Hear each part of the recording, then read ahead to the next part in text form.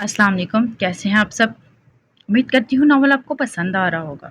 नए आने वाले व्यूवर से गुजारिश करूँगी चैनल को सब्सक्राइब करें, बेल आइकन को प्रेस करें ताकि नई आने वाली हर वीडियो की अपडेट आपको मिलती रहे।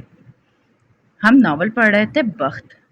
आइए बढ़ते हैं अपने नावल की तरफ। Here we go. मैं मुलाजिम हूँ इसका, वो जो कहेगा मुझे करना होगा। ये आप ही ने कहा था। इसके राज मेरे सीने की कब्र में महफूज रहने चाहिए। इसकी ख्वाहिश का एहतराम मेरे लिए हर चीज़ से ज़्यादा ज़रूरी होना चाहिए। ये भी आप ही ने कहा था। मुझे इसके साथ कुत्ते से ज्यादा वफादार, इसके लिए शेर से ज्यादा ताकतवर और लोमड़ी से ज्यादा चालाक बनना होगा। ये भी आप ही ने कहा था ना। मैंने बस अपना फर्ज निभाया। इसने जिद की और मुझे इसका साथ ले जाना पड़ा अंकल। मैं मजबूर था। इसका सर हनूज झुका हुआ था, लहजा मध्यम था। वो अपने लफाजों से फहीम मिर्जा को के गुस्से को झाग की तरह बिठा चुका था। इस लड़की को एसीपी की गाड़ी में किसने डाला नू? मुझे ये बताओ। ये मत कहना ये इत्तेफाक था या तुम लोगों ने ये सब नहीं किया। मुझे सच बताओ ताकि मैं हिफाजत के लिए कोई इकदाम उठा सकूं। वो सख्त झुंझलाए हुए थे। दरवाजे के पार खड़ा याकूत जरा सा मुस्कुराया था। इसकी मुस्कुराहट बहुत दिलकश थी और अंदर नूह कह रहा था। इस एसीपी ने याकूत की पार्टी पर रेड डाला था। जब हम पार्किंग में छुपे बैठे थे तब वहां उमर हयात की गाड़ी आ गई। याकूत ने अपना बदला लेने के लिए इस लड़की को एसीपी की गाड़ी में डाल दिया। ये सब इसकी अपनी मर्जी थी। इसने अपने दम पर अपना बदला लिया। याकूत की उठी हुई गर्दन में जैसे सरिया सा फिट हो गया था। इसका चेहरा जोश से टिमटिमाने लगा। अब डैडा करेंगे तारीफ। और फिर थप्पड़ की आवाज सारे ऑफिस में गूंजी थी। फहीम का भारी हाथ नू के चेहरे पर छाप छोड़ गया था। इसकी आंखों में कोई तासुर नहीं उभरा था। वो इसी तरह खड़ा रहा। मुझे बेवकूफ समझ रखा है तुमने? हाँ, गधा हूं या पागल हूं? गाली। तुमने मेरे बेटे को इस्तेमाल किया। इसे इस एसपी के सामने ले आए हो तुम। लानत हो तुम पर। झूठ बोलते हो तुम। तुम्हें लगता है मैं याकूत हूं जो तुम्हारी बातों में आ जाऊंगा? हाँ, किसने डाला ये ख्याल इसके जहन में? क्या मैं नहीं जानता? बताओ नो, क्यों किया तुमने ऐसा? वो तुम्हारे भाइयों जैसा है। तुमने इसको इस्तेमाल किया। क्यों? क्यों धोखा दिया? बोलो। वो गुस्से से पागल होने लगे थे। दूसरी तरफ याकूत के कान साई साई कर रहे थे। नो, इसको धोखा नहीं दे सकता। इसने बेख्तियार नफी में सर हिलाया था। अपने दिल के हाथ रखकर इसको तसल्ली दी थी, जैसे कह रहा हो, देखना अब नू कह देगा ये सब इल्जाम है। वो मेरा भाई है, मुझे इस्तेमाल नहीं कर सकता। अब वापस इस अधखुले दरवाजे से अंदर चलते हैं। क्या तुम इस लड़की के इश्क में गिरफ्तार हो? अगर ऐसा है तो बताओ मुझे, और अगर ये वजह नहीं है तो मुझे वो वजह बताओ जिसके बिना पर तुमने अपने ही भाई को धोखा दिया। बताना पसंद करोगे नूह मिर्जा? वो गुस्से से सुर्ख चेहरा लिए बड़े ही जब्त से पूछ रहे थे। नूह ने कुछ कहने को लब खोले। यकूत ने अपने दिल पर हाथ की गिरफ्त मजबूत कर दी। फहीम मिर्जा की आंखों में सुर्खियां उभर गईं। मैं इससे मोहब्बत नहीं करता। मैं नरमीन के अलावा किसी लड़की से मोहब्बत नहीं करता, वो धीमे लहजे में कह रहा था। यकूत सांस रोके इसको सुने गया। हाँ, मैंने यकूत को इस्तेमाल किया। मैंने इसको धोखा दिया। मैंने इसके दिमाग में अपनी बात डाली। इसने धीरे से सर झुकाकर इकरार किया था। दरवाजे के पार डिजाइनर वेयर पहने, ब्रांडेड जूते, महंगी वॉच पहने खड़े लड़के के दिल पूरी तरह टूटा था। इसकी आंखों में जख्मीपन उतर आया था। मैं इस लड़की के साथ बुरा नहीं होने दे सकता था क्योंकि मुझे हर लड़की में नीरो नजर आती है। नूह अब भी बोल रहा था। यकूत इसके साथ जो कुछ करना चाहता था, इसे रोकने के लिए मेरे पास कोई और चारा नहीं था। मुझे ये करना पड़ा। लेकिन इस यकूत को कोई नुकसान नहीं हुआ, बल्कि वो खुश है। इसे लगता है इसने अपने दम पर बदला लिया है और ये कोई इतनी बड़ी बात नहीं है जिस पर परेशान हुआ जाए। मैं उमर का देख लूंगा, वो कुछ नहीं कर सकता। मैंने सारा काम बहुत सोच समझ कर किया है। अब प्लीज, अब इस बात को यहीं दफन कर दे। मैं यकूत को कुछ नहीं होने दूंगा। आप बेफिक्र रहिए। फहीम अब नूह से कुछ कह रहे थे लेकिन याकूत नहीं सुन रहा था। वो जख्मी नजरों और लड़खड़ाते कदमों और टूटे हुए दिल के साथ वहां से चला गया। इन सब में सबसे ज्यादा तकलीफ दर्द क्या था? जख्मी निगाहें, लड़खड़ाते कदम या फिर टूटा हुआ दिल? धूप की शिद्दत में कुछ कमी आई थी। सूरज ने आग बरसाना जरा देर को कम कर दिया था, लेकिन हबस अब भी मौजूद था। زرد رنگ کے لباس والی لڑکی کی گاڑی اب عمر کے گھر میں داخل ہو رہی تھی۔ اس کے پیچھے عمر کی گاڑی آئی تھی، وہ دونوں ایک ساتھ گاڑی سے اترے تھے۔ ابھی وہ اندر جاتی جب بخش بھاگتا ہوا اس کے قریب آیا۔ اس کے چہرے پر ہوائیاں اڑی ہوئی تھی، حالے رک گئی تھی۔ پیچھے موبائل پہ انگلیاں چلاتا عمر بھی رکا تھا۔ کیا ہوا ہے؟ اس نے 3 حرف میں سوال کو سمیٹ دیا۔ حسن بھائی، وہ حسن بھائی آئے ہیں، اندر بیٹھے ہیں، آپ کا انتظار کر رہے ہیں، بڑے غصے میں ہیں، وہ گھبرائے ہوئے لہجے میں کہہ رہا تھا۔ حالے بغیر جواب دیے اندر چلی گئی۔ عمر اس کے ساتھ گیا تھا۔ ڈائننگ روم کا دروازہ کھولنے پر جو منظر ان کے سامنے آیا، اس میں وہ 16 سالہ لڑکا غیر آرام دہ سا ایک صوفے پر بیٹھا تھا۔ اس کے چہرے پر زخم کا نشان تھا، جیسے کسی نے مارا ہو۔ وہ صبح والے حلیے میں نہیں تھا۔ اب اس نے سفید شرٹ کے ساتھ سیاہ جینز پہن رکھی تھی، سیاہ بال ماتھے پر گرے تھے۔ اس کی آنکھوں میں سنجیدگی تھی جو کہ عمر کو دیکھ کر کوفت میں بدل گئی تھی۔ مجھے تم سے بات کرنی ہے حالے، تم پر زور دے کر بولا تھا۔ وہ بات حالے سے کر رہا تھا، لیکن اس کی چپتی نگاہیں عمر کے چہرے پر جمی تھی۔ حالے نے اس کی نظروں کا ارتکاز نوٹ کرتے ہوئے عمر کی جانب دیکھا تھا۔ وہ گہری سانس بھرتا باہر نکل گیا تھا، چاہتے ہوئے اس نے ڈائننگ روم کا دروازہ بند کر دیا تھا کہ آوازوں سے باہر ملازموں تک نہ جائیں۔ اس کے جاتے ہی حسن حالے کے عین سامنے آ کھڑا ہوا تھا۔ تبھی اس کی نظر حسن کے چہرے کے زخم پر پڑی۔ وہ تشویش سے آگے کو ہوئی تھی۔ یہ کیا ہوا ہے حسن؟ کسی نے مارا ہے؟ مجھے بتاؤ۔ وہ اب بھی بہمے پیچھے ہوئے تھا۔ حالے کے سوال کے جواب دیے بغیر اس نے اپنا موبائل اس کے آگے کیا تھا جہاں ڈاکٹر عبدالحفیظ کی ویڈیو تھی۔ تم اس بارے میں جانتی تھی؟ وہ سنجیدگی سے پوچھ رہا تھا۔ حالے کے گلے میں گلٹی سی ابری تھی، لیکن وہ خاموش رہی۔ مطلب تم جانتی ہو؟ اس نے جیسے سمجھ کر سر ہلایا تھا۔ کیا میری طرح آج پتا چلا ہے یا تم پہلے دن سے ہی جانتی تھی؟ اس کا لہجے کی کاٹ تھی۔ حالے نے کوئی جواب نہیں دیا۔ حسن کی آنکھوں میں زخمی پن سا اترا تھا۔ یعنی تم پہلے جانتی تھی؟ تم نے مجھ سے میرے باپ کے قتل کے بارے میں چھپایا؟ کس نے دیا یہ حق تمہیں؟ کیا یہ میرا حق نہیں تھا میں اپنے باپ کی موت کی وجہ جان سکوں؟ بتاؤ حالے، کس نے دیا تمہیں یہ حق؟ اس کی آواز بلند ہونے لگی تھی، وہ آنکھیں سرخ۔ حالے بے تاثر نگاہوں کے ساتھ اسے دیکھی گئی۔ جتنا حق ان پہ تمہارا تھا، اتنا بلکہ اس سے زیادہ حق میرا تھا۔ وہ انگلی اٹھا کر بات کر رہا تھا۔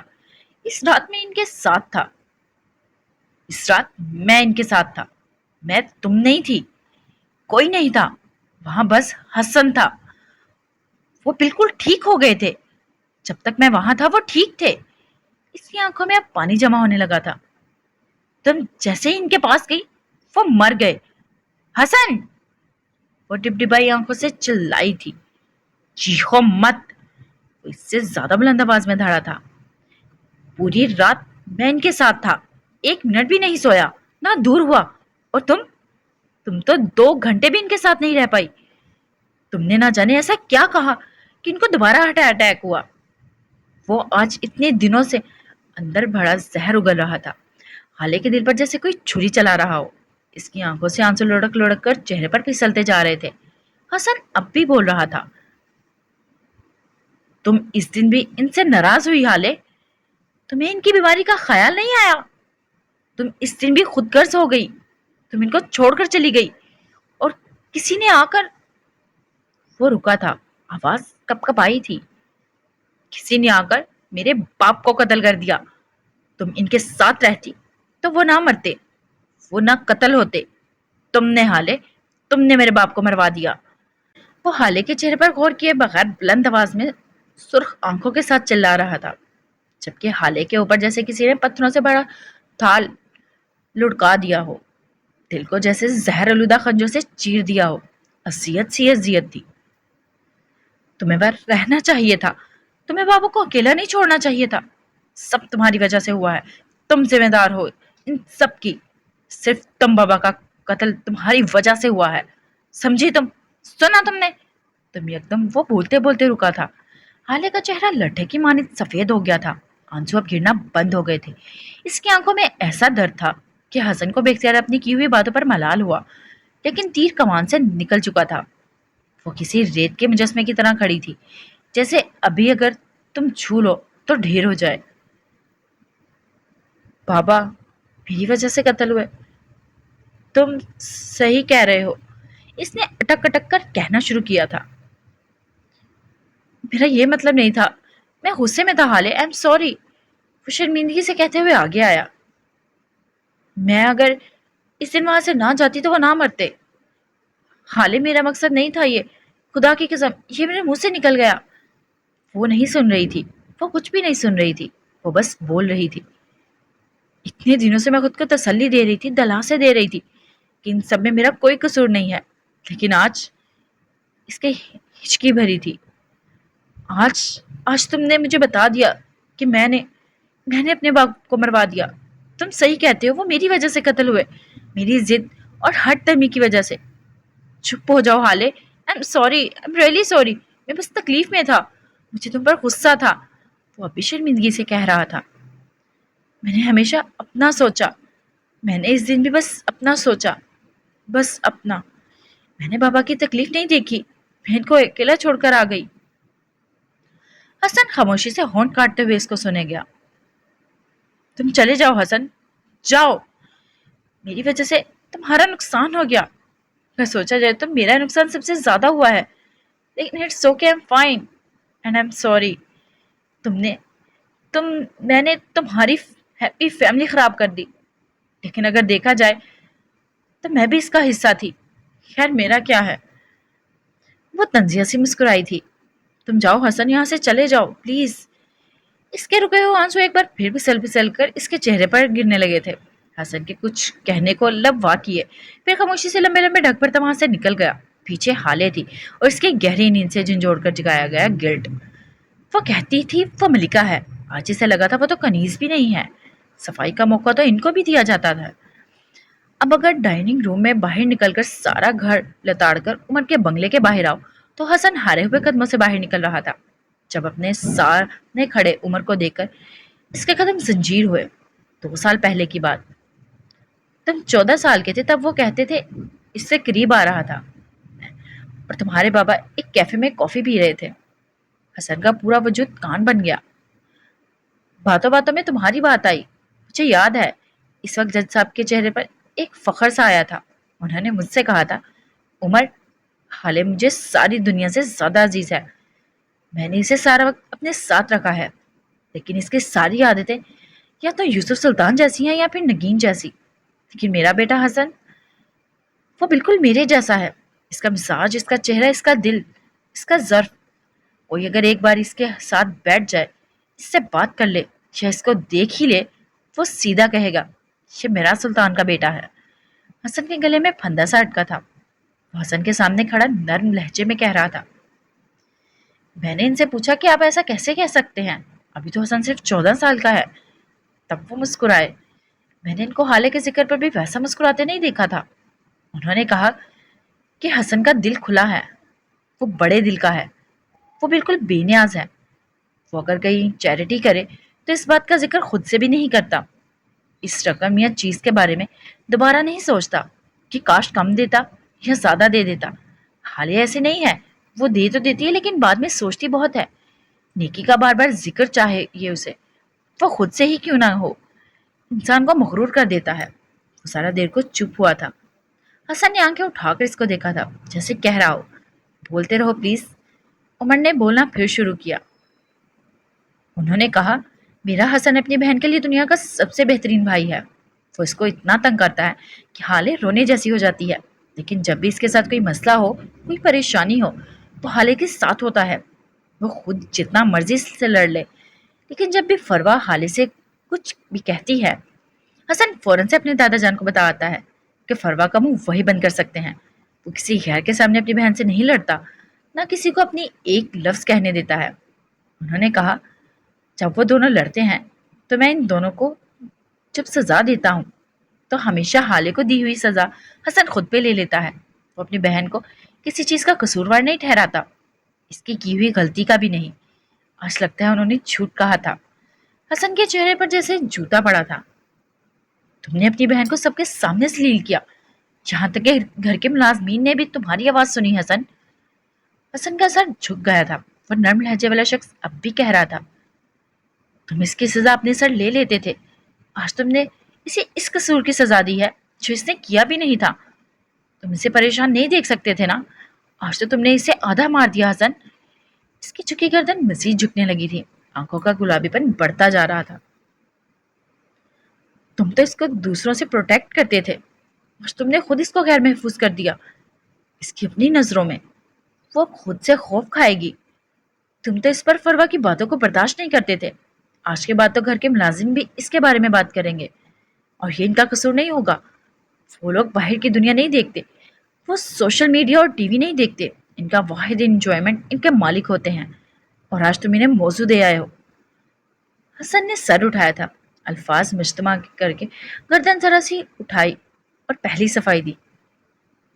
मैं ऐसा नहीं था जैसा बाबा ने तुमसे कहा। मैं बिल्कुल वैसा था। मैं नहीं जानता आज मुझे क्या हो गया।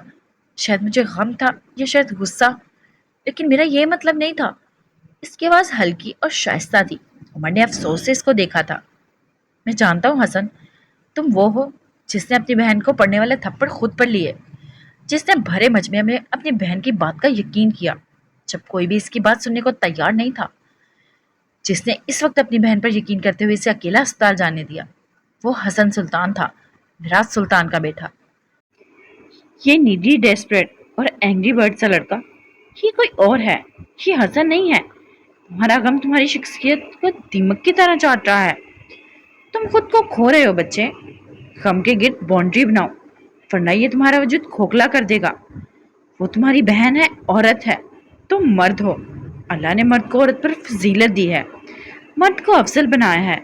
इसलिए नहीं कि वो ज़्यादा ताकतवर है, इसलिए भी नहीं कि वो कमाता खिलाता है, बल्कि इसलिए कि वो औरत से सुलह रहमी करे, इसकी छोटी छोटी बातों को नज़रअंदाज करे, इसे प्यार और मोहब्बत से समझाए। कभी अगर औरत को गुस्सा कर जाए या लड़ जाए तो सब्र करे। जब वो ठंडी हो जाए तो इसे नरमी से अपना मुद्दा समझाए। नौकरों और बच्चों के सामने इसकी गलतियों पर इसको जलील ना करे, बल्कि अफजल होने का सबूत देते हुए इससे माफ़ कर दे। इसको कमज़ोर होने का ताना देने की बजाय इसे अपने कंधे के साथ खड़ा करे। छोटी से छोटी और बड़ी से बड़ी बात का इल्ज़ाम इसको देने की बजाय मर्द बनकर वही मसाइल हल करे। असल मर्द पता है कौन होता है? जो अपना गुस्सा और फ्रस्ट्रेशन अपने घर की औरतों पर ना निकाले। कॉलेज में दोस्त से झगड़ा हुआ, ऑफिस में बॉस की डांट हो या नौकरी का ना मिलना हो, इन तमाम हालात को फेस करते हुए भी जब वो घर आए तो मुस्कुराए, क्योंकि वो मर्द है। इलावा जब अपनी माँ, बहन, बीवी, बेटी किसी पे भी अपना गुस्सा ना निकाले, क्योंकि वो मर्द है। अल्लाह ने इसे मुकाम दिया है, बड़ा रुतबा दिया है। बड़े रुतबे पाने के लिए दिल को बड़ा करना पड़ता है, खुद को गहरा करना पड़ता है। दिल के अंदर एक कब्र बनानी पड़ती है, जिसमें अपने घर की औरतों की छोटी तो कभी बड़ी गलतियों को दफन करना पड़ता है। अपने से कमज़ोर पर चीख चिल्ला कर अगर तुम लगता है तो कि तुम मर्द हो, मर्द कहलवा लोगे, लोग तुम्हारी वाह वाह करेंगे तो तुम गलत हो। अफजल मर्द बनो हसन, क्योंकि तुम एक अफजल मर्द के बेटे हो। बस ज़र्फ बनो, क्योंकि तुम्हारा बाप वैसा था। अपना गुस्सा और गम अपने घर की औरतों पर मत निकालो, क्योंकि तुम्हारा बाप ऐसा नहीं करता था। पहला बेटा बाप की परछाई होता है। तुम्हें क्या होता जा रहा है? तुम ऐसे तो नहीं थे। हसन ने इसकी बात का जवाब नहीं दिया। क्या तुम बाबा के साथ कॉफी पीते रहे हो? वो इसके चेहरे को देखता पूछ रहा था। उमर ने इसे अपने लफ्जों के सहर में जगड़ चुका था। हसन को पता भी न चला कब उमर मुस्कुराया था। गाल का गड़ा वासिया हुआ था। इसके दोनों गालों में गड़े पड़ते थे, लेकिन एक बाएं गाल में पड़ने वाला गड़ा बिल्कुल मध्यम होता था, इतना कि बहुत गौर से देखने पर नजर आए। हम साथ कॉफ़ी पीते रहे हैं, खाना खाते रहे हैं, हमने कई मुल्कों का सफ़र साथ किया था। हम बेहतरीन दोस्त थे। वो मेरे लिए चाय बनाते थे, मैं इनके लिए खाना बनाता था, इन्हें फेवर्स देता था। हम रातों को देर तक शतरंज खेलते थे। हमारे पापा हर दफ़ा हार जाते थे। वो अभी और कुछ कहता जब हसन ने करंट खाकर इसको देखा था। वो तुमसे हार जाते थे? इसने उमर की बात काट कर तेजी से सवाल किया था। हाँ, वो हमेशा हार जाते थे। इनको इस बात का हमेशा गुस्सा होता था कि वो मुझसे कैसे हार जाते हैं। असल में नहीं, वो तुमसे नहीं हार सकते, तुम झूठ कह रहे हो। इसने पहले से भी ज्यादा तेजी से इसकी बात काट दी थी। मैं तुमसे बात ही क्यों कर रहा हूँ? मुझे तुमसे कोई बात भी नहीं करनी। वो कहते साथ आगे बढ़ गया था। जहाँ ड्राइवर गाड़ी में बैठा इसका इंतजार कर रहा था। इसने अभी गाड़ी के दरवाजे पर हाथ रखा ही था जब एक बार फिर उमर ने इसको पीछे से पुकारा। حسن سلطان، تمہیں ایسا کیوں لگتا ہے کہ وہ مجھ سے ہار نہیں سکتے؟ حسن کے گلے کی گلٹی سی ابھر کر معدوم ہوئی تھی۔ تھوڑی دیر بعد اس کے گلے سے پھنسی ہوئی سی ایک آواز نکلی تھی۔ یہ ان کا فیورٹ کھیل تھا۔ وہ گھر کے ہر فرد کے ساتھ شطرنج کھیلتے تھے۔ شمس چچا، سفیر بھائی، دادا جان، ہارون بھائی، مہر آپی، یہاں تک کہ کئی بار بخش کے ساتھ بھی وہ کبھی کسی سے نہیں ہارے۔ وہ صرف ان لوگوں سے ہارتے تھے جن سے ان کا بے تحاشا محبت ہوتی تھی، جیسے کہ حالے۔ وہ بس حالے سے ہارتے تھے۔ اور تم نے یہ بات مجھ سے تو کہہ دی، حالے سے مت کہنا، وہ تمہیں زندہ نہیں چھوڑے گی۔ بابا کے معاملے میں وہ بہت پوزیسو ہے۔ وہ بول بول کر بغیر عمر کی دیکھے گاڑی میں بیٹھ گیا تھا۔ پیچھے عمر ہونٹ مسکراہٹ میں ڈرے تھے۔ اب تو یہ بات ان کو بتانا مجھ پر فرض ٹھہرا۔ وہ بڑبڑاتا اندر کی جانب بڑھ گیا تھا۔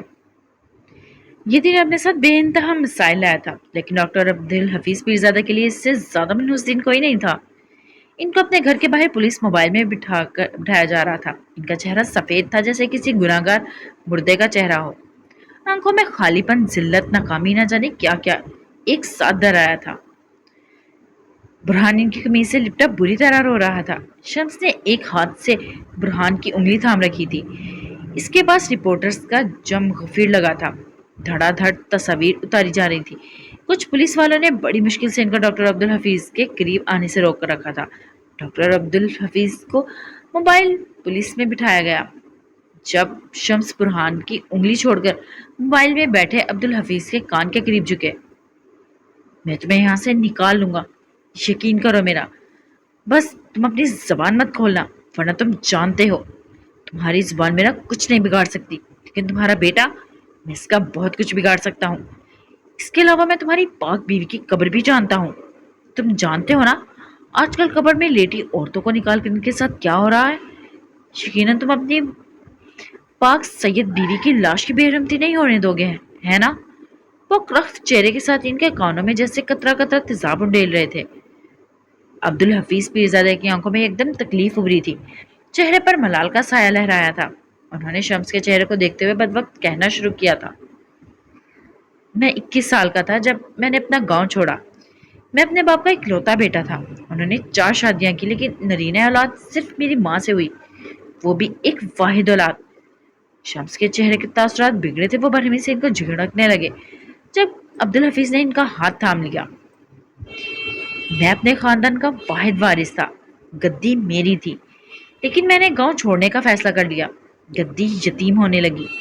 میرا باپ پیرزادہ تھا، انہوں نے رو کر مجھ سے التجا کی کہ میں نہ جاؤں، میں گدی یتیم نہ کروں، میں اپنے مریدوں کو بے آسرا نہ کروں۔ میری اماں سائی نے اپنا دوپٹہ میرے قدموں میں رکھ دیا، میں نے اس دوپٹے کی لاج نہیں رکھی۔ میری بہنوں نے بین کیے، میں نے کان بند کر لیے۔ میں نے اپنی منحوسہ سے اپنے ساتھ چلنے کو کہا، اس نے منع کر دیا۔ میں نے وہی کھڑے کھڑے اس کو طلاق دے دی۔ پیروں کے خاندان میں پہلی طلاق تھی۔ میرا باپ جلال میں آ گیا، انہوں نے مجھے بد دعا دی، دونوں ہاتھ اٹھا کر بد دعا دی۔ انہوں نے کہا میں جہاں جا رہا ہوں وہاں خدا مجھے ایسے ذلت دے کہ میں سر نہ اٹھانے کے پاؤں، خدا مجھے ایسا غرق کرے کہ میری نسلیں مجھے روئیں، خدا مجھے وہاں مارے جہاں پانی بھی نہ ملے۔ میں جس گدی کو چھوڑ رہا ہوں تو مجھ سے اس کی ناقدری کا حساب لے۔ میں اپنے گاؤں کا پہلا مرد تھا جو شہر آتے ہوئے وہاں سے بد دعائیں ساتھ لایا۔ کئی سال گزرے، میں یہاں آ گیا۔ گدی پر میرے چچا کا بیٹا بیٹھا، اس کی ماں غیر ذات کی تھی۔ میرا باپ یہ غم برداشت نہ کر سکا، اس کی گدی پہ کوئی ملے ہوئے خون کا آدمی بیٹھے۔ وہ مر گیا۔ مرنے سے پہلے لوگوں نے اس سے کہا کہ وہ اپنی بددعا واپس لے لے، شاید ان کا اپنا دل بھی پسیجا تھا، تب بھی انہوں نے بددعا دی واپس لے لی۔ لیکن انہوں نے کہا حفیظ سے کہنا کبھی بھی اللہ کے کسی بہت قریبی بندے کا دل نہ دکھائے، ساری دنیا کے فراڈ کر لے، لیکن اپنی وجہ سے کسی مریض کو مرتے وقت مرنے نہ دے، اپنے کام کے ساتھ بے وفائی نہ کرے، بد دیانتی نہ کرے، کیونکہ اگر کر دی تو اگلے دن کا پانی بھی نصیب نہیں ہوگا اس کو۔ حفیظ سے کہنا قصائی نہ بنے۔ میں نے ان کی بات سنی انسنی کی، کبھی غور ہی نہیں کیا۔ مجھے لگا جس پیرزادے کی بھی دعا نہ لگی، اس کی نصیحت کیا ماننی۔ میں نے دل کھول کر فراڈ کیے، لوگوں کے عذاب بیچے، ان کی جانیں لی، میں قصائی بن گیا، مجھے کچھ نہیں ہوا، دیکھو بالکل سلامت رہا۔ لیکن جس دن میں نے میرا سلطان کے مرنے دیا، میرا باپ میرے خواب میں آیا. اس نے کہا، میں نے تجھے بولا تھا قصائی نہ بنی. تو نے نہیں سنی. اب تو عذاب دیکھی. خاموش ہوئے تھے. شمس سخت چہرے کے ساتھ ان کو دیکھ رہے تھے. ان کے چہرے پر واضح اکتاہٹ تھی، جیسے وہ اس بات کے ختم ہونے کا انتظار کر رہے ہوں. تم کہتے ہو تو مجھے نکال لو گے. وہ تنزیہ سے ہنسے تھے. میں ایک بوڑھے پیرزادے کی بد دعا لے کر آیا ہوں. میں اپنی ماں کے دوپٹے پر پیر رکھ کر آیا ہوں. میں اپنی بہنوں کو ساری زندگی کا غم دے کر آیا ہوں. میں ایک پاک بی بی کو طلاق دے کر اس کی ذات سوالیہ نشان بنا کر آیا ہوں. میں گدی پہ ایک غیر ذات کے آدمی کو بٹھا کر گدی کی بے حرمتی کر آیا ہوں. میں حویلیاں اجاڑ کر آیا ہوں شمس سلطان. مجھے یہاں سے اب کوئی نہیں نکال سکتا. خدا نے مجھے ایسی جگہ مارا ہے جہاں مجھے پانی بھی نہیں ملا. میں ایسا غرق ہوا ہوں کہ اب واپسی کا کوئی رستہ نہیں. میں نے ایسی ذلت دیکھی ہے کہ اب کبھی سر نہیں اٹھا سکوں گا. مجھے لگا تھا بد دعا اگر وقت لگائے تو وہ زائل ہو جاتی ہے. مجھے نہیں پتا تھا بد دعا اگر وقت لے تو وہ زیادہ قوت سے مارتی ہے. اس نے مجھے مار دیا. تم بڑے پریشان مت ہو. میں منہ نہیں کھولوں گا. مصیبت پڑنے پر دوستوں کو اس میں گھسیٹ لینا یہ پیروں کا شیوا نہیں ہے. بس میرے برہان کو میری حقیقت مت بتانا. وہ دل گرفتگی سے کہہ کر رخ موڑ گئے تھے. شمس پیچھے ہٹ گئے تھے. البتہ ان کے چہرے پر صاف ظاہر تھا اس تقریر کا ان پر کوئی خاطر خواہ اثر نہیں ہوا. انہوں نے برہان کا ہاتھ ایک بار پھر تھام لیا تھا. برہان کو روتے دیکھ کر ڈاکٹر عبدالحفیظ بنا آواز کے بڑبڑائے تھے. I lose due. میں نے تمہیں کھو دیا. پولیس موبائل آگے بڑھ گئی تھی. شروتا بلکتا بچہ پیچھے رہ گیا تھا. انتقام کے چکروں میں ہمیشہ بچے ہی رل جاتے ہیں. میوزک بے ہنگم شور، نازیبا لباس پہنے رقص کرتے لڑکے لڑکیاں، کچھ نشے میں جھولتے اور کچھ اسی نشے میں جھومنے کو بے قرار نوجوان لڑکے لڑکیاں. یہ منظر تھا شہر کے بہت بڑے اور مہنگے کلب کا. تم اگر ذرا اپنی نظر گھماؤ تو سامنے ہی بار ٹینڈر کے سامنے سٹول پر تمہیں یاقوت مرزا بیٹھا ہوا نظر آ جائے گا. ناک سے سفید پاؤڈر کو اپنے اندر اتارتا اور پھر گردن پیچھے پھینک کر جیسے اندر تک سکون اترتا محسوس کرتا. پھر سیدھا ہوتا، ایک دو گھونٹ مہنگی وائن حلق میں ڈیلتا. اس کی آنکھیں گلابی ہو رہی تھی، ناک سرخ، چہرے پر پھیلا رنج. آج اس قریب کوئی لڑکی نہیں تھی. تھوڑی تھوڑی دیر بعد اگر کوئی لڑکی قریب آتی بھی تو وہ اس کو بری طرح جھڑک کر دور کرتا. آج اس کا غم بہت بڑا تھا. دفعتاً ایک ڈھیلی شرٹ اور پینٹ پہنے ہوئے لڑکا اس کے قریب دوسرے سٹول پر آ کر بیٹھا. اس نے غور سے یاقوت کو دیکھا اور پھر اس کے ہاتھ سے وائن کا گلاس لے کر اپنے ہاتھ میں پکڑا اور دوسرے ہاتھ سے اس کا ہاتھ پکڑ کر اٹھ کھڑا ہوا. یاقوت نے کوئی زحمت نہیں کی. وہ اس کے ساتھ کھنچتا چلا گیا. اس کے قدم لڑکھڑا رہے تھے نسبتاً ایک سنسان گوشے میں آ کر. کیس نے اس کا ہاتھ چھوڑا تھا. یہاں میوزک کا شور قدرے کم تھا. اب بتاؤ کس بات کا شوق بنا رہے ہو؟ وہ صبا اتنی بھی خوبصورت نہیں ہے جو تم اس کے درد میں خود کو ہی ختم کر دو. چلی گئی ہے نا، 10 اور لے آتے ہیں. مر کیوں رہے ہو؟ وہ بہت غصے سے اس کو جھڑک رہا تھا. کیس افنندی یاقوت کا بیسٹ فرینڈ تھا. دونوں ہر وقت ساتھ ہی نظر آتے تھے. دھوپ کے بعد وہ اپنی سب باتیں کیس سے کہہ سکتا تھا. اس وقت بھی کلب میں بیٹھے اس کے کچھ جاننے والوں نے کیس کو کال کر کے بلایا تھا. بات یہ نہیں ہے یاقوت. یاقوت نے شازکی سے سر جھکایا تھا اور پھر آہستہ آہستہ ساری بات اسے کہہ سنائی. کیا نو اس لڑکی میں انوالوڈ ہے؟ ساری کہانی سننے کے بعد اس نے بس یہی تبصرہ کیا تھا. نہیں ایسا کچھ نہیں ہے. اچھا تو پھر کیا نو کی کوئی گرل فرینڈ یا منگیتر ہے؟ وہ سوچتے ہوئے کہہ رہا تھا. کیا بکواس کر رہے ہو تم؟ وہ ان سب کاموں میں نہیں پڑتا. اور ان سب باتوں کا مقصد کیا ہے؟ وہ جھنجھلایا تھا. بدلہ. ہم اس کا بدلہ لیں گے. اس نے تمہیں ایک غیر لڑکی کی عزت بچانے کے لیے استعمال کیا نا. اب تم اس کی کسی بہت عزیز اور محبوب لڑکی پر قبضہ کر لو. اس کے ساتھ وہی کرو جو تمہیں اس حالے کے ساتھ کرنا تھا اور وہ اسے بچا نہیں سکے گا. پھر دیکھو کیسے تڑپتا ہے نو. اس کی ہمت کیسے ہوئی تمہیں استعمال کرنے کی. تم یاقوت مرزا ہو، کوئی عام آدمی نہیں ہو. یہاں بیٹھ کر رونے سے بہتر اپنا بدلہ لو نو. نو کو بتاؤ تم استعمال ہوئے بغیر بھی اپنا انتقام لے سکتے ہو. مرد بنو یاقوت، مرد. وہ اپنے حساب سے ایک سچا دوست ہونے کا ثبوت دے رہا تھا. اس کی کوئی گرل فرینڈ نہیں ہے. اس کی زندگی میں کوئی لڑکی نہیں ہے. وہ یاقوت بولتے بولتے رکا تھا. سماعتوں میں دور کہیں نوح مرزا کی آواز سنائی دی تھی. میری زندگی میں ایک ہی عورت ہے، نیرو. مجھے ہر لڑکی میں نیرو نظر آتی ہے. میری زندگی میں ایک ہی عورت ہے. مجھے ہر لڑکی میری بہن سے دور رہو یقوت. میری زندگی ایک عورت، ہر عورت میں نیرو میری بہن. اس کے ذہن میں آوازیں گڈمن ہونے لگی تھی. اس کی ایک بہن ہے بس. بالآخر وہ بول پڑا تھا. کیس کھل کر مسکرایا تھا. گریٹ، یہ تو بہت اچھا ہو گیا. اب پتا چلے گا نو کو میرے دوست کے ساتھ غداری کرنے کا کیا نتیجہ ہوتا ہے. جبکہ یہ خود کی آنکھوں میں بے چینی ابری تھی. وہ معصوم ہے، اس کا کیا قصور؟ وہ بہت چھوٹی ہے، ہم کچھ اور سوچ لیتے ہیں، لیکن وہ نہیں. اسی حالے کو کڈنیپ کر لیتے ہیں یا پھر. کیس نے اس کی بات بیچ میں کاٹ دی تھی. بس یقوت، اب اور کچھ نہیں. وہ لڑکی اے سی پی کے گھر میں ہے. وہ اب تجھے اس کے سائے کو بھی چھونے نہیں دے گا. تو نے اگر واقعی مرد بننا ہے اور اپنا بدلہ لینا ہے تو چل میرے ساتھ، ورنہ باہر جا اور سٹول اب بھی فارغ ہے. جا کر غم منا. جس لڑکی کو تو معصوم کہہ رہا ہے نا، وہ اسی سارے فساد کی جڑ ہے. کیا انہوں نے اس کی وجہ سے تمہیں دھوکہ نہیں دیا؟ کیا اس کو پروٹیکٹ کرنے کے لیے اس نے اس لڑکی کو پروٹیکٹ نہیں کیا؟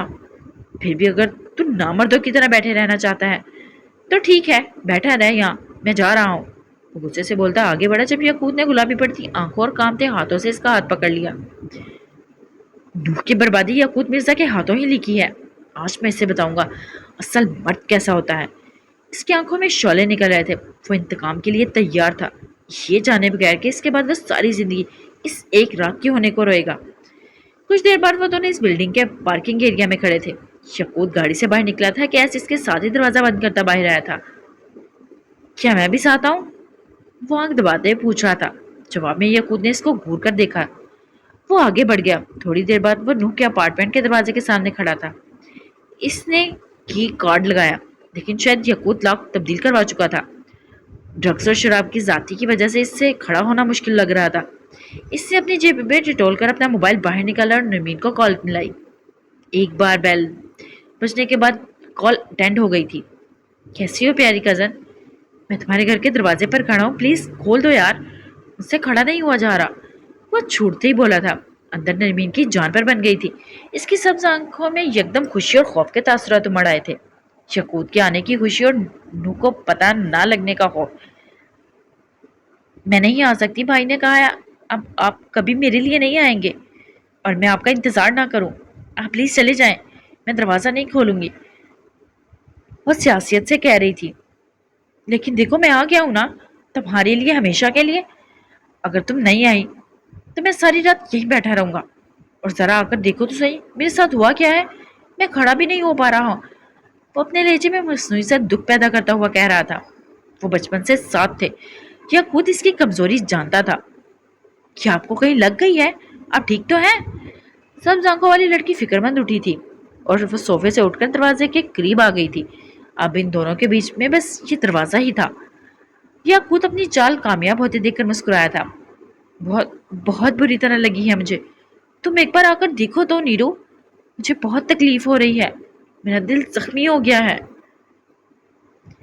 اور بس وہ مہربان لڑکی اب مزید نہیں رک سکتی تھی. اس نے دروازہ کھول دیا تھا، گھر کا نہیں، اپنی اور یقوت کی بربادی کا. دروازہ کھولتے ہی وہ فوراً سے پہلے اندر آیا تھا اور لاک لگایا تھا. یہ سب اتنی جلدی ہوا تھا کہ نرمین کچھ سوچ سمجھ ہی نہ سکی. اب یقوت اپنی سرخوتی آنکھوں کے ساتھ اس کے سامنے کھڑا تھا. نرمین کا دل ڈوب کر ابھرا تھا. آپ نے کہا تھا آپ کو لگی ہے، لیکن اب تو ٹھیک ہے. میرے دل پر لگی ہے اور تمہارے بھائی نے ماری ہے. اب بدلہ تو تمہیں چکانا ہی ہوگا نا نرمین جان. بس تم نو سے ایک بات کہہ دینا، اس سے کہنا کہ تم میری بہن نہیں ہو. وہ دان پر دان جماتے سرگوشی کر رہا تھا. اس کے منہ سے بدبو آ رہی تھی. وہ کہیں سے بھی چند منٹ پہلے والا یقوت نہیں لگ رہا تھا جس نے نرمین کو کال کی تھی. تمہارے بھائی کو مجھے استعمال کرنے کا بہت شوق ہے نا. آج میں اسے بتاؤں گا یقوت اپنے ساتھ برا کرنے والوں کے ساتھ کیا کرتا ہے. تم سوچ رہی ہوگی ان سب میں تمہارا کیا قصور. تو میں تمہیں بتا دوں کہ ہر فساد کی جڑ تم ہو. سارے مسائل تمہاری ذات سے جڑے ہیں. آج سب مسائل ختم ہو جائیں گے. اور اس کے بعد قریب آتے ہی وہ کہہ رہا تھا. نرمین کے جسم سے جیسے کسی نے روح کھینچ لی ہو. اس نے پیچھے قدم موڑنے تھے، لیکن اب فرار کی راہ ختم ہو گئی تھی. آج کے بعد سے اس کی ساری زندگی اندھیرا ہونے والی تھی. زندگی تو یقوت مرزا کی بھی تاریخ ہونے والی تھی، لیکن ابھی وہ اس بات سے واقف نہیں تھا. 3 گھنٹے بعد वो इसी गाड़ी में बैठा था, रिलैक्स सा, थका हुआ, कुछ बेचैन सा। शर्ट के ऊपरी दो बटन खुले हुए थे। इसके साथ वाली सीट पर कैश बैठा था, इसने फोन कान से लगा रखा था। जी जी ऑफिसर जी, मैं इसी बिल्डिंग से बात कर रहा हूँ। यहाँ अपार्टमेंट में 105 में एक लड़की के साथ ज्यादती हुई है। मैं कुछ आवाजें सुनकर यहाँ आया हूँ। नहीं, वो आदमी भाग गया, लेकिन लड़की की हालत तशवीशनाक है। जी बिल्कुल सर, मैं यहीं खड़ा हूँ, आप आ जाएं। आपको लोकेशन भेजता हूँ, मेरा फ्लैट नंबर 106 है, आप प्लीज जल्दी आ जाएं सर। इसने बात करके कॉल काट दी थी। अब खुश है ना? अब तो दिल खुश हो गया ना? वो चहकर पूछ रहा था, जबकि यकूत ने बेदिली से सर सीट की पुश से टका दिया था। इसे अपनी कैफियत समझ नहीं आ रही थी। हॉल लोगों से खचाखच भरा हुआ था। एक मेज पर हर चैनल के माइक रखे थे। इन माइक्स के पीछे शम्स सुल्तान बैठे थे। इनके साथ वाली कुर्सी पे एक तरफ बेचैन और मुस्तरब सा सफीर, दूसरी तरफ मखमूर से शाहिद हुसैन। हारून भी एक तरफ खड़ा था। एक माइक करीब करके ब्लैक डिनर सूट में मलबूस शम्स सुल्तान ने बोलना शुरू किया। आप सब मुझे जानते हैं, मैं शम्स सुल्तान हूँ, इस शहर के कामयाब बिजनेसमैन। आप लोग मेरे मरहूम भाई को भी जानते होंगे, इंसानियत के मसीहा, नरम दिल और इंसाफ पसंद मेराज सुल्तान। वो बोल रहे थे और मुझ में दम साधे इनको सुन रहा था। कुछ दिन पहले मेरे भाई को हार्ट अटैक हुआ, हम इन्हें अस्पताल ले गए, लेकिन वो जानबर ना हो सके। मेरे भाई इस दुनिया से चले गए। वो लम्हा भर रुके थे, आंखों में आए नादीदा आंसू, साफ किए, गहरी सांस ली, खुद को कंपोस्ट करने की अदा करी, फिर कहना शुरू किया। हमें मौत की वजह हार्ट अटैक बताई गई, लेकिन ये हकीकत नहीं। हकीकत ये वीडियो है। मैं चाहूंगा आप सब पहले ये वीडियो देख लें। उन्होंने इशारा किया था। इनकी दाएं तरफ लगी बड़ी सी स्क्रीन पर वीडियो चलने लगी। सबने सुबह से लेकर अब तक कई बार देखी हुई वीडियो फिर देखनी शुरू कर दी। कुछ लोगों की नजरों में बेजारी उभरी, कुछ ने बड़े गौर से एक बार फिर सारे अल्फाज गौर करना चाहा। कुछ की नजरों में गुस्सा था तो कुछ में दुख थे। थोड़ी देर बाद वीडियो खत्म हुई। मेराज सुल्तान ने दोबारा बोलना शुरू किया। आप सबने देख लिया कैसे इन डॉक्टर्स की लापरवाही और लालच ने हमारे घर को, मेरे अजीम भाई की जान ले ली। क्या कोई भी इंसान ये डिजर्व करता है कि जिस अस्पताल में वो अपनी जान बचाने गया, इस इंसान को अपने हत्या कर दो, इसके दुश्मन को इसके कमरे में जाने दो? क्या कोई ये डिजर्व करता है कि इसका गला घोट कर इसको मार दिया जाए? सफीर के गले में गिल्टी सी उभरी थी। यहाँ अगर कोई गरीब आदमी मरा होता तो अब तक कई तंजीमें इंसाफ के लिए मोमबत्ती जलाई निकल चुकी होती, लेकिन हमारे लिए कोई नहीं आया। क्यों? क्योंकि हम अमीर हैं, इनको लगता है कानून हमारे हाथ में है। लेकिन खुदा गवाह है, हम भी इतने ही मजबूर हैं जितना कोई गरीब आदमी। क्या अमीर होना हमारा कसूर है? क्या कानून अमीरों के हाथ में है? हॉल में लगी सफेद लाइटों और फ्लैश की रोशनी में इनका चेहरा दमक रहा था, जबकि सफीर के गर्दन में फंदा हर गुजरते लम्हे तंग होता जा रहा था। कानून अगर मेरे हाथ में होता तो आज मैं अस्पताल को आग लगा देता, मैं इस डॉक्टर को अपने हाथों से मारता, लेकिन मैं ऐसा नहीं करूंगा क्योंकि मैं खुदा नहीं हूँ, मैं एक आम आदमी हूँ। जान लेना और देना ये बस अल्लाह के इख्तियार में है। मैं अपना फैसला इसी के हाथ में देता हूँ। मैं अपने अजीम भाई की मौत का गम नहीं भुला सकता, इन्हें वापस नहीं ला सकता, लेकिन मैं चाहता हूँ इन्हें इंसाफ मिले, हमें इंसाफ मिले, मेरे भाई के मासूम बच्चों को इंसाफ मिले। मैं कानून की बालादस्ती को मानता हूँ, मैं इसी मुअज़्ज़ज़ कानून से इंसाफ की अपील करता हूँ। मैं आपके कैमरे की आंख से अपना मुद्दा एक एक आदमी तक पहुँचाने की अपील करता हूँ। आपकी ज़बानों से सच और हक की बात कहने की अपील करता हूँ। अगर आज मेरे भाई को इंसाफ नहीं मिला तो ये सिर्फ मेरे भाई के साथ नाइंसाफ़ी नहीं होगी, ये इंसानियत की मौत होगी। इस कौम ने एक अजीम आदमी खोया है, एक इंसानियत के रहनुमा को खोया है। वो तो दुश्मनों को भी गले से लगाने वालों में से थे। आज जब मैं घर जाऊंगा तो मैं अपने भाई की बीवी को क्या जवाब दूंगा? मैं अपने भतीजे और अपनी भतीजी से क्या कहूंगा? इनका काम बड़ा है, मैं इसे खत्म नहीं कर सकता, लेकिन इंसाफ इनके जख्मों पर मरहम बन सकता है। मैं कानून से दरख्वास्त करता हूँ कि मेरे भाई के कातिलों को इनके अंजाम तक पहुँचाया जाए। हमें इंसाफ चाहिए ताकि जब मैं अपने भाई की कब्र पर जाऊं तो मेरे कंधे झुके हुए ना हों। मैं अपने भाई के लिए हर हद तक जाऊं। मुझे आप सबका साथ चाहिए, आपकी मदद चाहिए। उम्मीद करता हूँ आप सब और इस मुल्क के ताकतवर कानून मुझे और मेरे भाई के खानदान को नाउम्मीद नहीं होने देंगे। वो बोलकर खामोश हुए थे। अब सामने बैठे नुमाइंदे इनसे कुछ सवाल कर रहे थे। इन नुमाइंदे और फ्लैश की चमकती रोशनियों को यहाँ छोड़कर उमर हयात के सरमई सफेद कमरे में चलते हैं, जहाँ हाले सुल्तान एक धार से दरवाजा खोलती अंदर आई थी। बेड पर बैठे उमर ने इसकी तरफ नहीं देखा था। वो अभी शम्स की प्रेस कॉन्फ्रेंस देख रहा था, आंखें छोटी किए, गर्दन झुकाए हुए। अगर इस वक्त आपका मूड मुझे किसी भी किस्म की कोई अलकाबात से नवाजने का है तो प्लीज, मैं मसरूफ हूँ और उदास भी। मेरे कारोबार में 3 लाख का नुकसान हो गया है। वो हालांकि तने हुए तासरत और शोले बरसाती आंखों को देखे बगैर बोल रहा था। हालांकि तो सर पर लगी और तलवों पर बुझी। वो बिफर कर इसके सामने आ खड़ी हुई थी। उमर ने अब भी सर नहीं उठाया। हाले ने झपट कर मोबाइल इसके हाथ से ले लिया था। उमर इस अचानक वारदात पर बुखला गया था। इसकी आंखों में खौफ सा फैला था। नहीं नहीं नहीं नहीं नहीं नहीं, तोड़ना मत, तोड़ना मत, तोड़ना मत। वो बुखला सा गया था और अगले ही लम्हे हाले ने इसका मोबाइल दीवार पर दे मारा था। स्पीकर से उभरती शम्स की मकरू आवाज अब बंद हो गई थी। उमर ने बेयकीनी से दीवार पर लगे पुर्जा पुर्जा होते अपने मोबाइल को देखा था। 3 लाख का था। ओ मेरे खुदाया, 6 लाख का नुकसान हो गया। वो उठ खड़ा हुआ था, आंखों में दबा दबा गुस्सा था। मिल गई खुशी, तोड़ दिया। जानती भी है इसमें मेरा कितना डेटा था। एक तो पहले ही मेरा इतना बड़ा नुकसान हो गया था। वो जलकर कह रहा था। मैंने तुमसे क्या कहा था?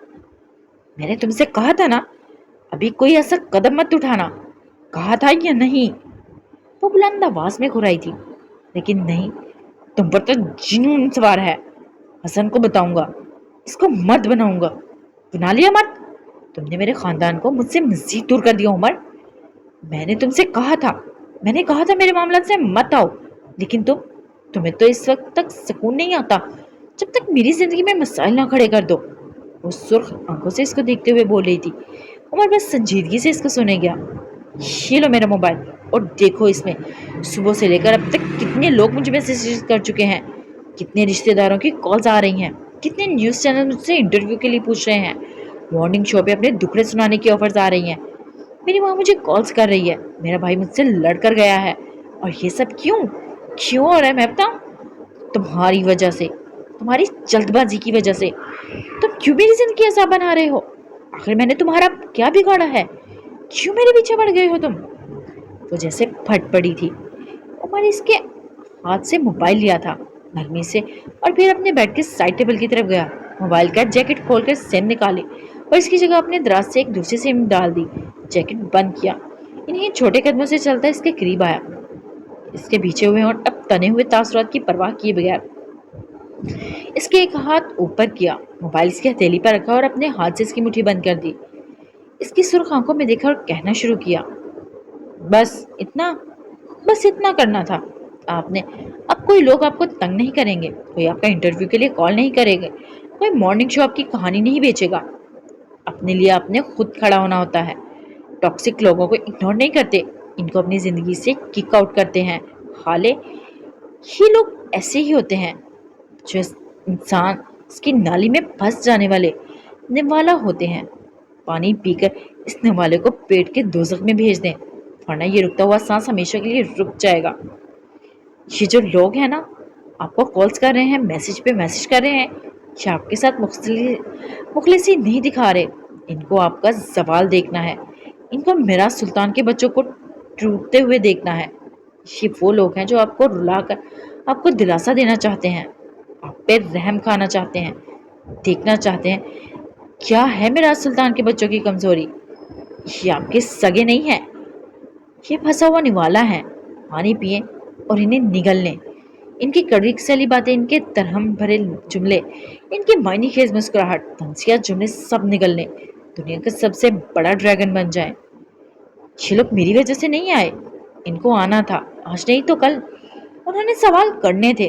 गलती इनकी नहीं है, आपकी है। अपने खुद को तैयार करना था, जैसे कि मैं तैयार हूँ। हाले ने ताज्जुब से इसको देखा। मैं तैयार हूँ हाले, क्योंकि अब सब लोग मुझसे पूछेंगे कि जब मैंने आपको अगवा किया है तो क्या मैं आपके बाप के कत्ल में भी शामिल हूँ? सवाल मुझसे भी होंगे, लेकिन मैं लोगों के मुंह बंद करना जानता हूँ। आप भी जान ले, लोगों को अपनी कमजोरी बता रही हैं तो इनकी कमजोरी अपनी नजर में रखें। आपका भाई, आपकी अम्मा, आपका खानदान है, कभी ना कभी जुट जाएगा। इस वक्त अपनी फिक्र करें, खुद को संभालें। وہ نرمی سے کہہ رہا تھا۔ میں تم سے نفرت کرتی ہوں۔ تم نے جو کچھ میرے ساتھ کیا میں تمہیں کبھی بھی اس کے لیے معاف نہیں کروں گی عمر۔ وہ اس کی آنکھوں میں دیکھتے ہوئے بولی تھی۔ پتا ہے میرا دل کیا چاہتا ہے؟ میرا دل چاہتا ہے میں تمہارا گلا دبا دوں۔ میرا دل چاہتا ہے میں وقت میں پیچھے جاؤں، وہاں اس رات اس سڑک پر تمہیں مرنے دوں۔ وہ ہذیانی سی ہو گئی تھی۔ آس پاس میں تلاشی نظروں سے دیکھتی تو وہ اس ڈریسنگ ٹیبل کے قریب رکی تھی۔ دل کرتا ہے تمہیں بھی وہی تکلیف دوں جس سے میں گزری ہوں۔ اب اس کی ڈریسنگ سے پرفیوم کی ایک شیشی اٹھائی تھی اور پوری قوت سے زمین پر دے ماری تھی۔ کاش میں آخری وقت پہ بابا کے ساتھ وعدہ نہ کیا ہوتا۔ کاش میں نے ان سے تمہارے ساتھ رہنے کا وعدہ نہ کیا ہوتا۔ دو شیشیاں اٹھا کر نیچے پھینک دی تھی۔ من لبیچے خاموشی سے اس کو دیکھتا رہا۔ حلق پہ پھنسا ہوا نوالا وہ لوگ نہیں ہیں، تم ہو عمر، تم۔ کاش تم کبھی میری زندگی میں نہ آئے ہوتے۔ کاش تم کبھی بابا سے نہ ملے ہوتے۔ کاش میں نے اس دن تم سے نکاح نہ کیا ہوتا۔ وہ بولتی جاتی اور ڈریسنگ پہ پڑا سامان زمین پر پھینکتی جاتی۔ تم کہتے ہو میرا خاندان جڑ جائے گا۔ اس نے ایک اور شیشی اٹھائی تھی۔ عمر کا سانس اٹک گیا۔ وہ فوراً تیزی سے اس کو پکار اٹھا تھا۔ اسے مت پھینکیے گا، یہ میری ماں نے دیا ہے، پلیز۔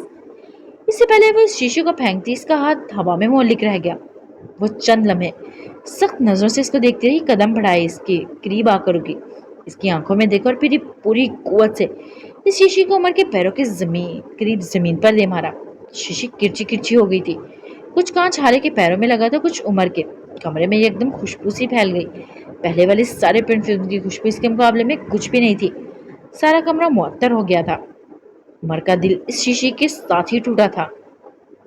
میرا خاندان اس طرح ٹوٹ گیا ہے جیسے یہ شیشی۔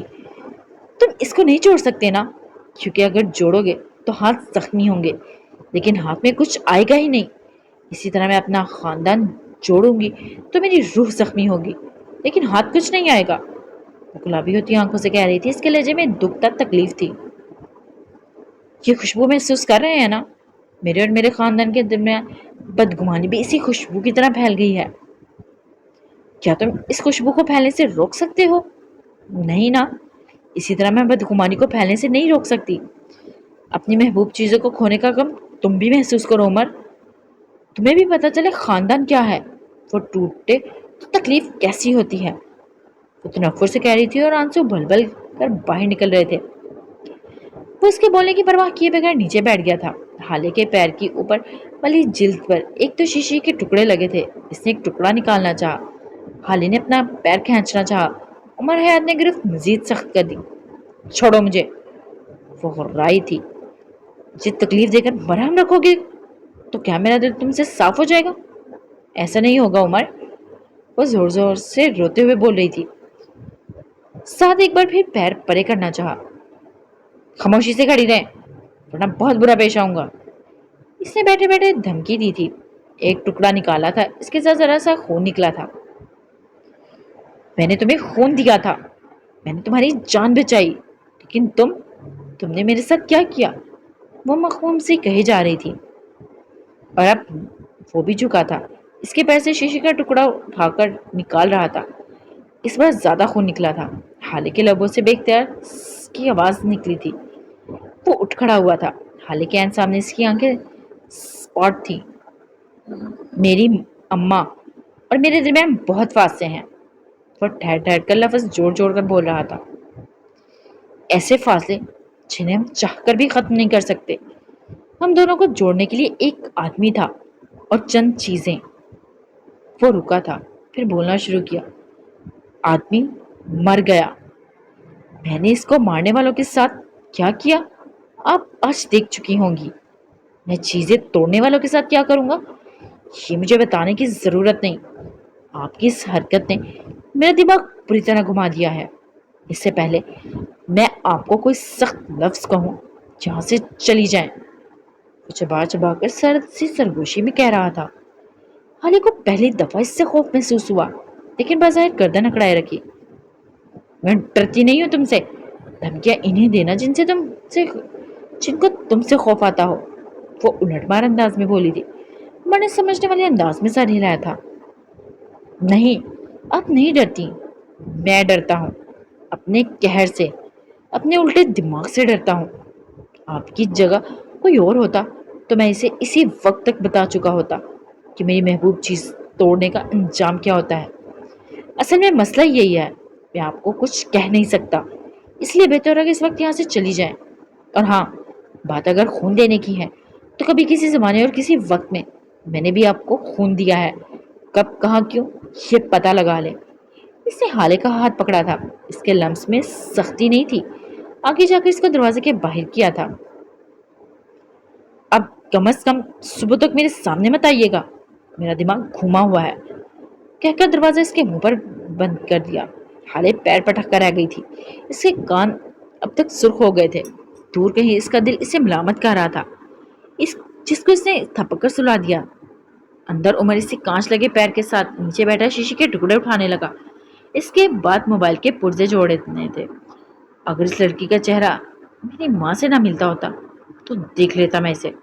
وہ بڑبڑا کر اپنے کام میں مصروف ہو گیا تھا۔ اسٹڈی ٹیبل پہ بیٹھا نور بری طرح کام میں غرق نظر آ رہا تھا۔ وہ بمشکل اپنی آنکھیں کھولے ہوئے تھا۔ آج اس کو ایکسٹرا کام کرنا تھا، یہ فہیم کی طرف سے سزا تھی۔ وہ کام کر رہا تھا جب اس کا موبائل تھر تھرایا۔ اس نے بے دلی سے موبائل اٹھایا، انجان نمبر تھا۔ اس نے ہیلو کہتے ہی موبائل کان سے لگایا۔ دوسری طرف سے کسی مرد کی آواز آئی تھی۔ اس نے شاید کچھ پوچھا تھا۔ جی میں نور مرزا بات کر رہا ہوں۔ میں انسپیکٹر انس جاوید بات کر رہا ہوں۔ آج آپ کے اپارٹمنٹ کے ساتھ والے اپارٹمنٹ سے ہمیں ایک شکایت موصول ہوئی تھی۔ ان کا سانس رک گیا تھا۔ نرمین، وہ بغیر آواز کے بڑبڑایا تھا۔ انسپیکٹر اب بھی بول رہا تھا۔ جب ہم وہاں پہنچے تو ہمیں آپ کی بہن کی کافی تشویشناک حالت میں ملی۔ ہمیں بہت افسوس کے ساتھ کہنا پڑا ہے کہ آپ کی بہن کے ساتھ زیادتی ہوئی ہے۔ ان کو لگا جیسے وہ مر گیا ہو۔ ایسی تکلیف کسی کے مرنے والوں کو ہی ہوتی ہوگا۔ اس کا سر بے اختیار نفی میں ہلا تھا۔ ہم انہیں ہسپتال لے آئے ہیں، میں آپ کو باقی کی ڈیٹیلز بھیجتا ہوں، آپ جلد از جلد پہنچ جائیں، آپ کی بہن کی حالت بہت خراب ہے۔ اس نے پروفیشنل انداز میں کہہ کر کال کاٹ دی تھی، جبکہ وہ اب تک نفی میں سر ہلا رہا تھا۔ آنکھیں گلابی پڑ رہی تھی، گلا خشک ہو رہا تھا، دل ٹک ٹک کر چل رہا تھا۔ آنکھوں کے سامنے اندھیرا چھانے لگا تھا۔ اس نے بمشکل کامتی انگلیوں سے نمبر ملایا اور فون کان سے لگایا۔ ہیلو جواد، نیرو کہاں ہے؟ یہ پولیس والا کیا بکواس کر رہا ہے؟ اس نے ہکلاتے ہوئے بمشکل سوال کیا تھا۔ مقابل رونے لگا تھا۔ وہ اس بلڈنگ کا چوکیدار تھا۔ نو بھائی، وہ سچ کہہ رہے ہیں، میں شرمندگی کے مارے آپ کو فون نہیں کر سکا، باجی کی حالت بہت خراب ہے، آپ ہسپتال چلے جاؤ بس، وہ روتے ہوئے کہہ رہا تھا۔ نو کے لیے اگلا سانس لینا بھی مشکل تھا۔ اس نے دھیرے دھیرے اپنی ٹانگوں میں جان نکلتی محسوس کی، بلکہ اس کے سارے جسم سے جان نکل گئی تھی۔ ایسی اذیت اور ایسی ذلت اس نے آج تک محسوس نہیں کی تھی۔ اس کا دل کیا تھا زمین پھٹے اور وہ اس میں سما جائے۔ اس کی آنکھ سے ایک آنسو نکلا تھا، اس کی ہلکی داڑھی والے چہرے پر پھیل گیا۔ اس کے بعد تو جیسے آنسوؤں کا ایک سیلاب امڑ آیا تھا۔ اس کی آنکھیں اب بھی بے یقینی سے پھیلی تھی، دل جیسے پھٹ رہا تھا، آنکھوں سے خون رسنے لگ رہا تھا۔ وہ زمین پر بیٹھا گیا۔ اس نے دونوں ہاتھ زمین پر مار کر دھاڑے مار مار کر رونا شروع کر دیا تھا۔ لفظوں کی بازگش اب بھی اس کے کانوں میں ہو رہی تھی۔ آنسو ایسے نکل رہے تھے جیسے آج کے بعد ان کو نکلنے کا موقع نہیں ملے گا۔ آپ کی بہن کے ساتھ زیادتی ہوئی ہے، آپ کی بہن، اس کا دل چاہا تھا وہ اپنے کانوں پر ہتھوڑے مار کر خود کو سننے سے محروم کر لے۔ اس کا دل چاہ رہا تھا وہ خود کو شوٹ کر لے۔ یہ کیسے ہو سکتا تھا؟ یہ نہیں ہو سکتا تھا۔ اسے لگا تھا وہ آج کے بعد کبھی اٹھ نہیں سکے گا۔ اس کا دل مر گیا تھا، اس کا جسم مر گیا تھا۔ دو مرزا کی زندگی میں سب سے بڑا غم اسے آج ملا تھا۔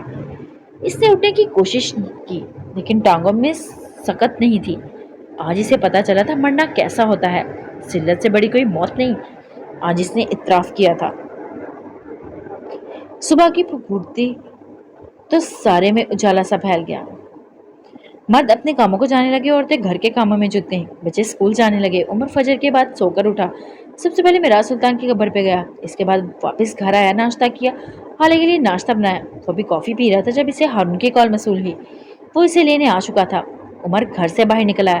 اس نے بٹنوں والی شرٹ کے ساتھ سیاہ پینٹ پہن رکھی تھی، ہلکی بڑی ہوئی شیپ، وہ کافی اچھا اور فریش لگ رہا تھا۔ اس کے برعکس ہارون رقص سے ہولیے میں تھا، وہ شاید پریشان لگتا تھا۔ تھوڑی دیر بعد وہ دونوں ایک چھوٹے سے کیفے میں نسبتاً ایک کونے والی میز پر ایک دوسرے کے سامنے بیٹھے تھے۔ ہارون کی آنکھوں میں ناپسندگی تھی، جبکہ عمر ریلیکس تھا، اسے کوئی مسئلہ نہیں تھا۔ اوکے گائز، آج کے ایپیسوڈ کے لیے اتنا، پھر ملتے ہیں نیکسٹ ایپیسوڈ میں۔ اپنا خیال رکھیے گا، دعا میں یاد رکھیے گا۔ فی امان اللہ۔